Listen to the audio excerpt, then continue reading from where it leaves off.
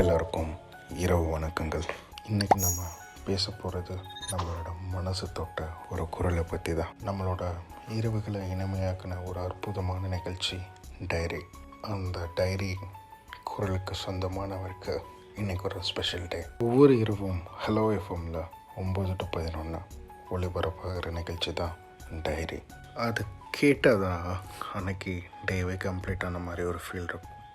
இது என்னோடய school days, colleges days, இப்போ கூட கல்யாணம் ஆகிடுச்சு, இன்னமும் நான் கேட்டுக்கிட்டு தான் இருக்கேன். அந்த நிகழ்ச்சியில் காதல், உறவுகள், வாழ்க்கையின் சுவாரஸ்யமான அனுபவங்கள் எல்லாத்தையும் அவர் ஒரு பக்கமாக அவர் குரல் மூலயமா நம்ம மனசில் பதிய வச்சிருவார். அவர்களோட விசேஷம் என்னென்னா, அது வெறும் நிகழ்ச்சியாக மட்டும் இருக்காது.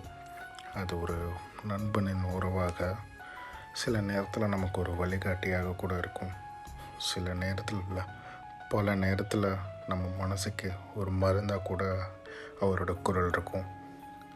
அப்படி நம்ம மனசை தொட்ட குரல் சொந்தக்காரரான சகாக்கு தான் இன்றைக்கி பர்த்டே.